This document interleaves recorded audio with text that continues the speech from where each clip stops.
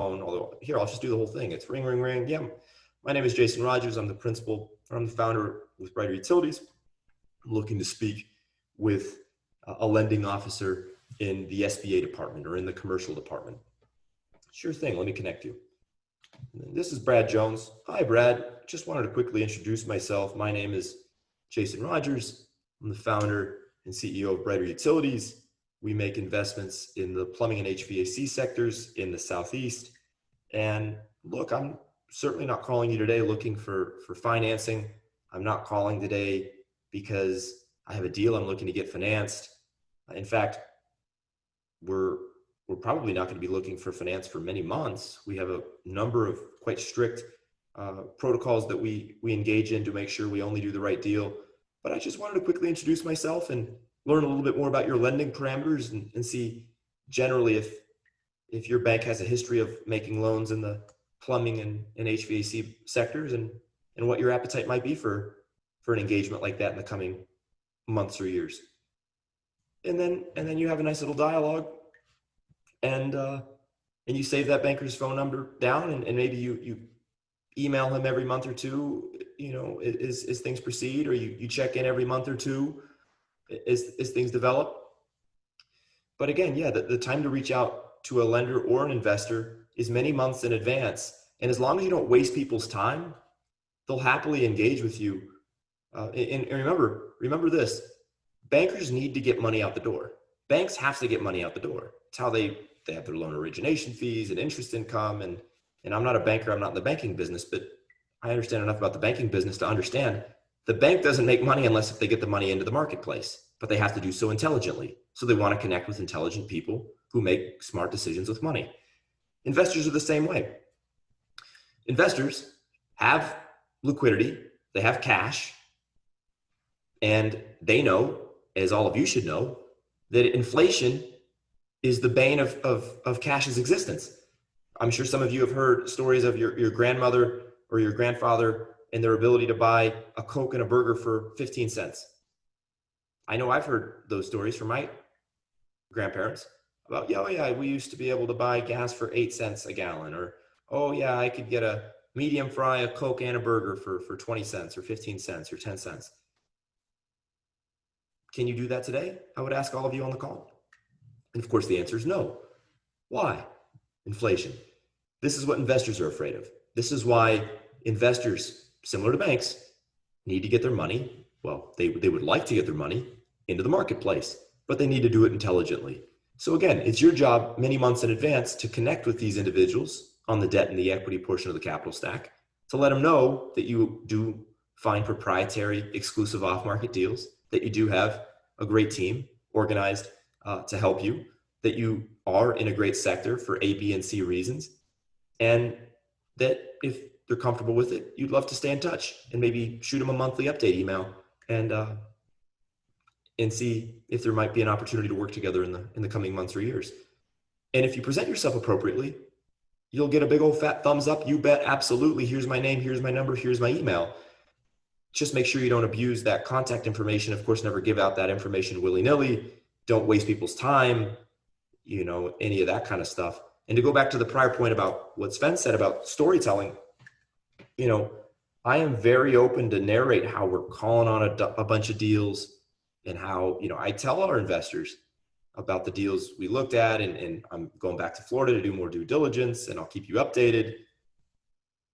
When you hear your investors say, man, it's been a pleasure to be along on the journey. It's been a pleasure it's just been so great watching you guys develop everything that you have. And it's so exciting to be a part of this deal now. I had a doctor tell me that just the other week when he, committed to invest with us a significant sum.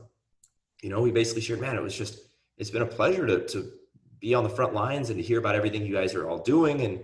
And yeah, he felt really excited to invest. It almost felt like the bow tie on a present, or the end of a narrative, of a story with a happy ending. That's really what your job is. And I think that effect is even more powerful with investors, but honestly, it's very powerful with banks too. I remember I spoke with the underwriter of the bank that's going to give us about $2.1 million in finance.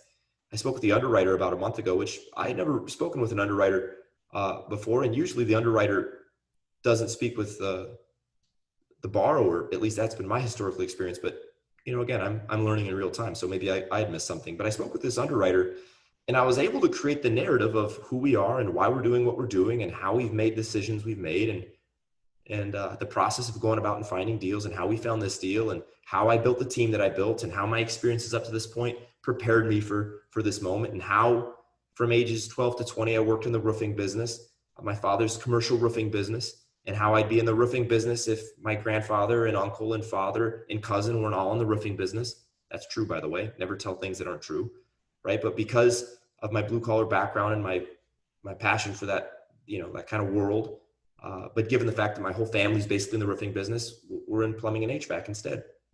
And you build this whole narrative about how this moment has come to be and how you've been meticulous in your decision making to get to this point where I am speaking with you, Mr. Underwriter, about this opportunity, and why I know it's an incredible opportunity for all involved, because we've been very discerning in our decision-making process up to this point. Everything that you do and say should sound so measured and calculated that it almost sounds like all you do is work, which is, if anyone here is misguided, basically the requirement to put together deals when you don't have a track record and you don't have a B school degree. You do need to work like crazy. You do need to be the smartest person, or at least the most thoughtful person in the room, preferably. Not that you're competing necessarily with everyone else, but in some cases you are. There's the impression you have to create, rightfully so, and it shouldn't just be some bullshit impression. It should be sincere that you really are the kind of person that people would just be well off working with. That you're the kind of person that really should be handling the money. And reaching out months in advance is reaching out months in advance and communicating the way that I'm trying to put forth for all of you here has been by far the best way for me to do that. The money has really never been my problem in getting deals done. It's just been the right deal. The money, I spend about 5% of my time raising money, about 90 to 95% of my time thinking about operations and looking at deals. And that's what Buffett and those guys do. And there's a reason those guys raise infinite amounts of money, because all they do is study deals all day. And so that's, and they're very disciplined. They're very discerning. They don't just do deals willy-nilly. So that stuff really works extremely well. I know that was a long rant, but I think this stuff is paramount for people, for all of us here to remember, because if you can get the money, that's the biggest pain point of all, really. Getting the board or building the team, and I don't call it a board, but you know what I mean, the team or the board or your accountant, your lawyer, your industry expert, that stuff's pretty easy. Calling for deals is just volume. It just takes a lot of work, but it's just an effort game. It's the raising of the money that's the tactful sales part of this puzzle, where those of you who get it right will have a disproportionate advantage, and those of you who get it wrong will really struggle. And it's not just being able to talk cleverly, it's also having the right philosophy underneath your investment decision-making.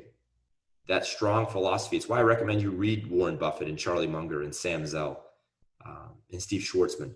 Read these guys' books. You can go to my website and I have a recommended reading list there.